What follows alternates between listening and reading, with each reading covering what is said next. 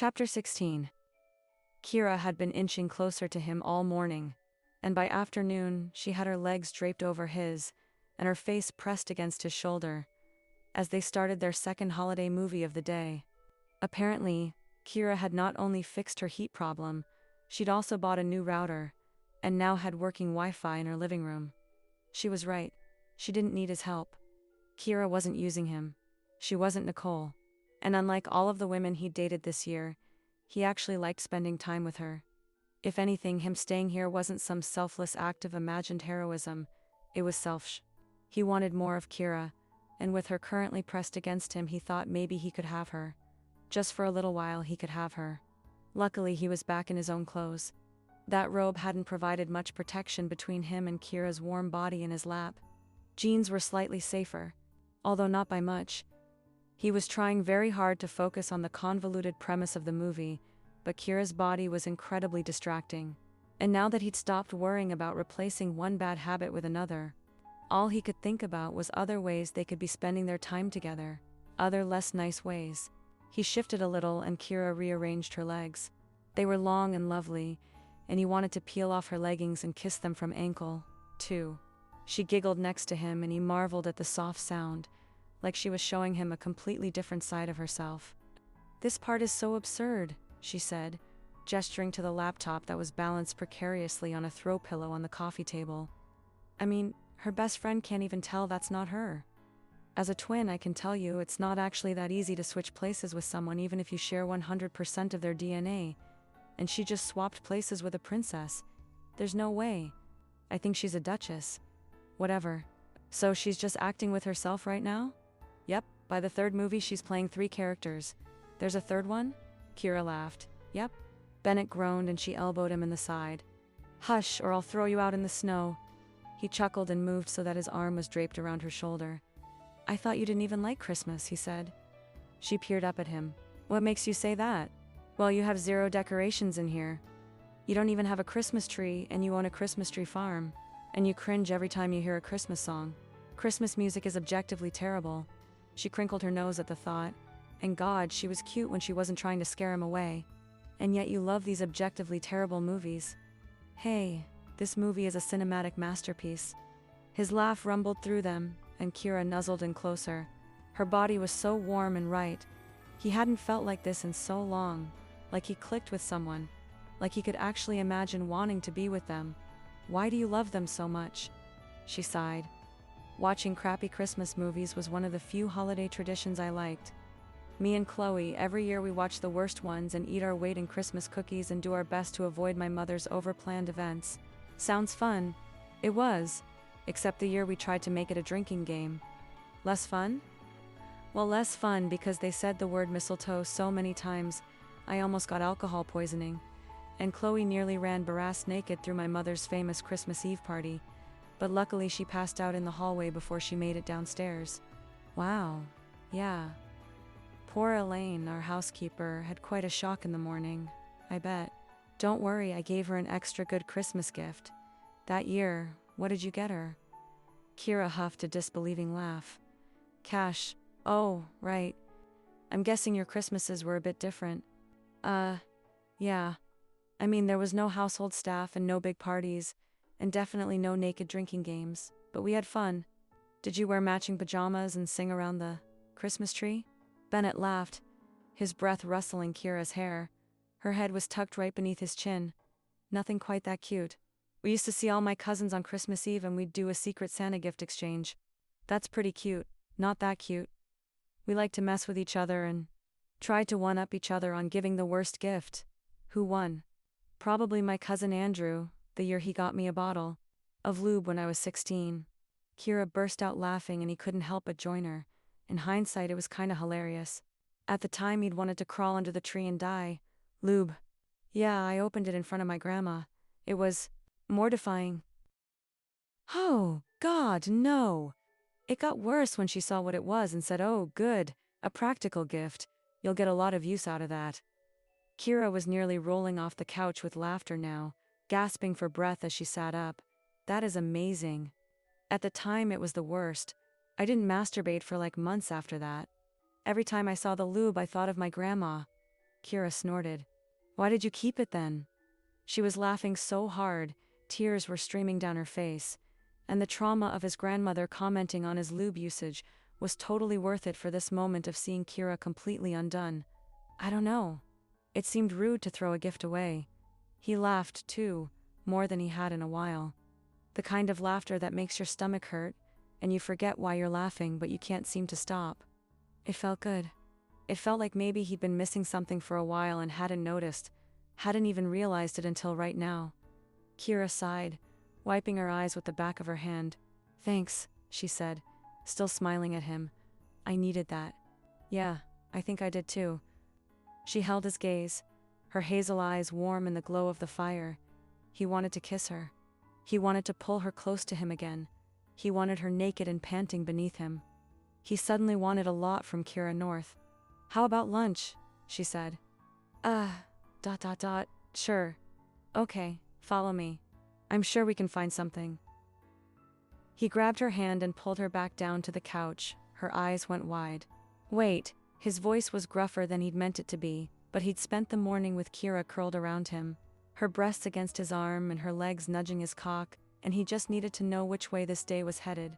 Was there a chance this could go further? Okay, can I do something first? Kira arched an eyebrow, a small smile tugging at her lips like she knew exactly what he wanted to do. And she wanted it too. What is it you want to do, Bennett? He brought a hand to her face, cupping her jaw, his fingers in the hair at the nape of her neck. Her eyes fluttered closed. There's a lot of things I want to do, but how about we start with this? He dipped his head and kissed her. A soft touch, a gentle nudge of his mouth against hers, so light that he could feel the delicate curve of her smile. That's a good start, she whispered, pressing her forehead to his for a breath. Let's try a few more things. She kissed him back, and he knew then that she'd been thinking about this just as much as he had. There were things she wanted to do to him too, ways she wanted to kiss him and touch him, and it was so nice to not be in this feeling alone. She ran her fingers through his hair as she deepened the kiss, her tongue sweet and warm against his. A soft groan rumbled in her throat and Bennett was undone. His hands were on her waist, and he was pulling her on top of him. Before he could think better of it, he kissed her, deep and strong and urgent. Now that this experiment had started, he didn't want to stop. She straddled him, those beautiful legs bracketing his, and he traced her thighs with his fingers. Kira wriggled in his lap, and he thought he might die. Kira, he ground out, stilling her hips with his hands.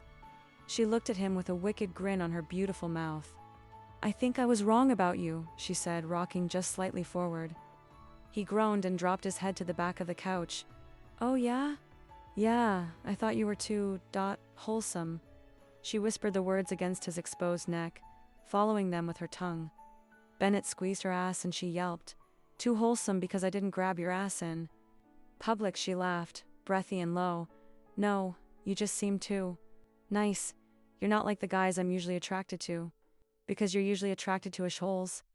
Basically, yes. She rocked again, and the friction was too good. It had been too long. Things were about to get decidedly less wholesome if Kira kept doing that. But you're attracted to me, he rasped. She purred against his neck where she was back to kissing him, her teeth scraping gently across his skin. Yes, definitely. And, you're attracted to me? She asked, her eyes meeting his again.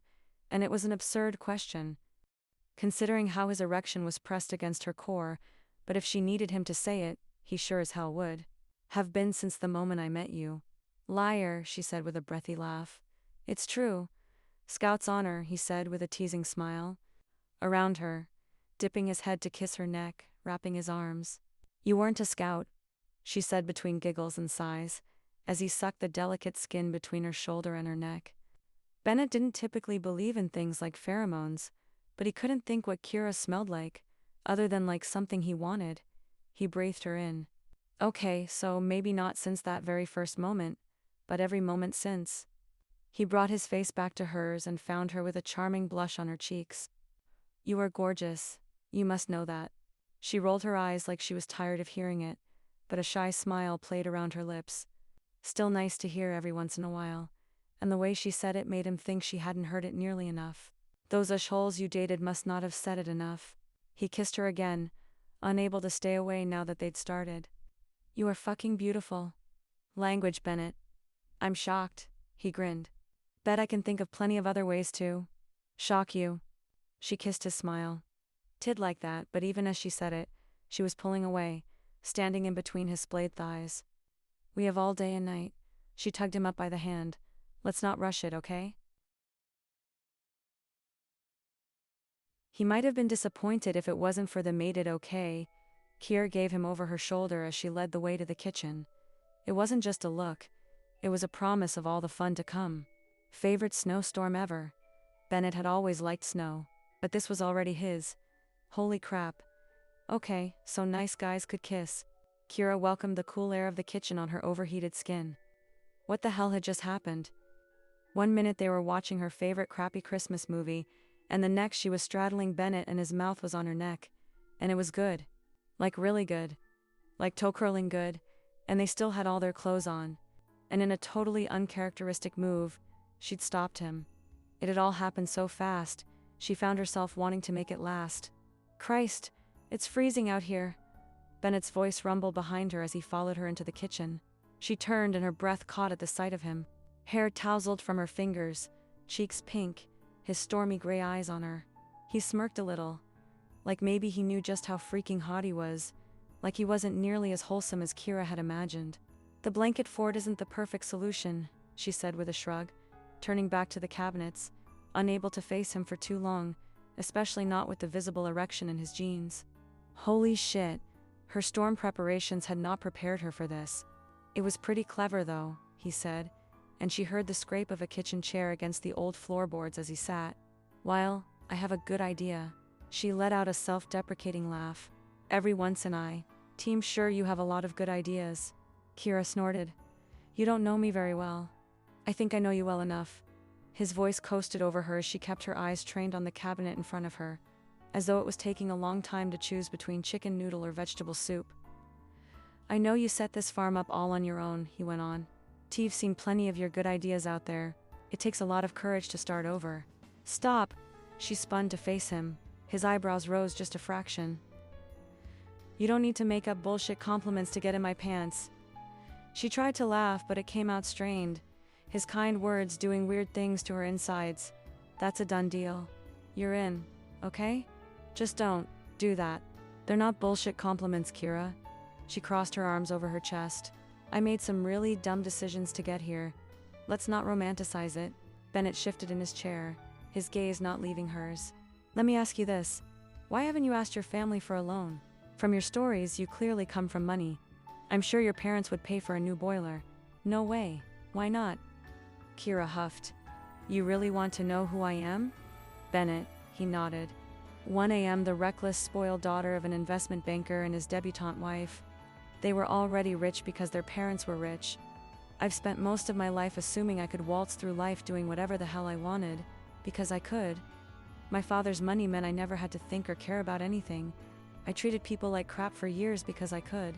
She stalked closer, resting her hands on the kitchen table in front of him, but he didn't flinch. While you were out helping old ladies cross the street, I was caring exclusively about myself. Elaine, that housekeeper I told you about, was working herself to the bone just to put her daughter through college. Kira. No. She shook her head. No. He wasn't going to convince her that she hadn't been a shitty human. Elaine had been making Kira's bed in between doing her 2 other jobs to make sure her daughter got an education. Something that Kira had completely taken for granted. Her college years had been nothing but parties and bad decisions. She never would have graduated if her family's name wasn't on the library. It was unacceptable.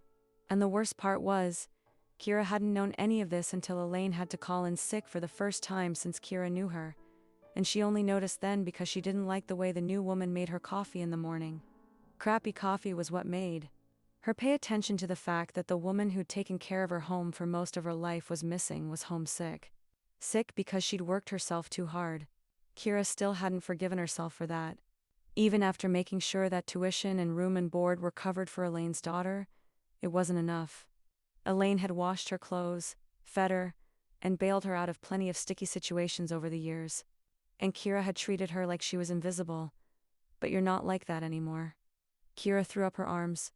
You've known me for 2 weeks, and I know that you're not that person that you're describing. Not anymore. You left. She sighed, feeling the fight go out of her. It was one thing for Bennett to be a nice guy, but now he was just being delusional. I had to leave. Chloe left. I couldn't be there without her. Chloe had left and Kira had become a broken half-person. A broken half-person with so little awareness of the people around her, she didn't even notice when they were working themselves to death. Moving here was a desperate attempt to find herself without her sister, to see if there was anything worth finding, and so far she really wasn't sure there was. What happened to the rest of your trust fund, Kira? What do you mean? He shrugged. If you're as rich as you say, there's no way. Row'd be this broke now. There's no way this farm cost that much. TMPR. She tried to turn back to the soup cabinet, but Bennett grabbed her wrist, holding her in place, his eyes on her. What did you do with it? I don't want to tell you. Why not? She sighed. You're going to get the wrong idea. What did you do with it, Kira? She blew out a long sigh. I gave it away, he smirked. Gave it away to whom? She rolled her eyes. He was getting this all wrong. Wasn't some kind of saint. Giving her money away had just been a new way to piss off her mother. I gave it away to some women's and children's charities. And a few animal shelters. She tried to wave it away like the donations hadn't enraged her mother. How will this look to our friends? Her mother had asked.